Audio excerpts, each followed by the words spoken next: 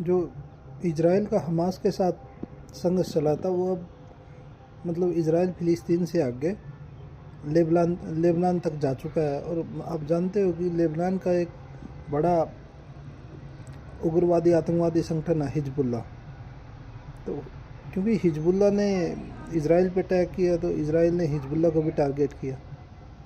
Hezbollah और Hamas दोनों को ईरान की मदद है। तो अब क्योंकि हिजबुल्ला के जो मेन ठिकाने हैं, जो ज़्यादातर लड़ाके हैं, उसके सारे लेबनान में हैं, क्योंकि लेबनान का ही संगठन है वो। तो अब चूँकि इजराइल ने वहाँ लेबनान में काफ़ी अटैक कर दिए, थोड़े बहुत उसके मतलब बदले में हिजबुल्ला ने भी किए, जो कि बहुत कम थे। इजराइल का कोई ख़ास नुकसान नहीं कर पाया हिजबुल्ला, बट इजराइल ने लेबनान में काफ़ी मतलब जनहानि और दूसरा अवसंरचना है, जो बिल्डिंग वगैरह है या दूसरे मतलब भवन है और कुछ है, उन सबको काफ़ी नुकसान किया।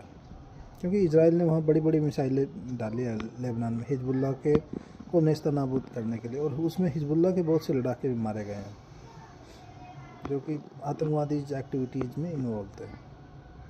अब चूँकि हिजबुल्ला और इजराइल ने 60 दिन का एक यथास्थिति एग्रीमेंट किया, जिससे वहाँ पे जो लेबनान में सामान्य लोग थे जो प्रभावित हो रहे थे, क्योंकि जो इजराइल के अटैक थे वो सिविलियन एरिया में भी हो रहे थे। क्योंकि जो हिजबुल्ला के आतंकवादी हैं उन्होंने बहुत से सिविलियन एरिया में अपने बेस बना रखे हैं, तो लोगों के बीच छुपे हैं वो दूसरे घर और दूसरे मतलब संस्थानों में। तो इसलिए इजराइल को वहाँ उनको कुचलने के लिए बमबारी करनी पड़ी। उसमें सिविलियन भी बहुत से प्रभावित हो गए, बहुत से लोग वहाँ अपने घर छोड़ के चले गए थे। तो अब वो वापस आ रहे हैं, क्योंकि 60 दिन का एग्रीमेंट है यथास्थिति, बशर्ते कि हिजबुल्ला अपनी तरफ से कोई अब मतलब कोई भी ऐसा दुस्साहस या कोई ऐसी कार्रवाई ना करे जिससे कि इजराइल दोबारा फिर उसको 60 दिन के एग्रीमेंट को तोड़ के दोबारा फिर लेबनान में अटैक करना शुरू कर दे। तो मेरी दोनों ही हिजबुल्ला और इजराइल सरकार से अपेक्षा है कि इसको इस 60 दिन के जो समयावधि है इसको शांति से निकाला जाए, और उसके बाद फिर इसको एक बार फिर बढ़ाया जाए और धीरे धीरे इस करके इसको ख़त्म किया जाए।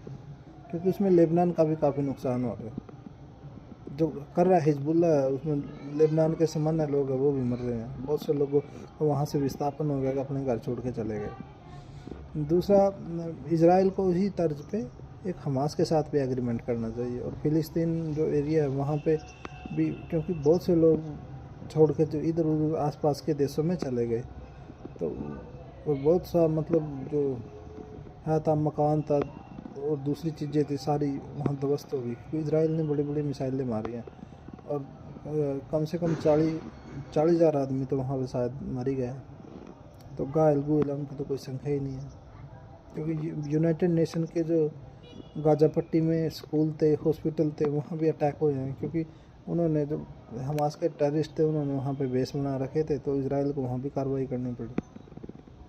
तो इसी हमास को भी इसी तरह का हिजबुल्ला की तरह एक एग्रीमेंट इजराइल के साथ करना चाहिए, और पूरे इसे मध्य पूर्व जो मिडल ईस्ट एरिया है उसमें शांति आएगी।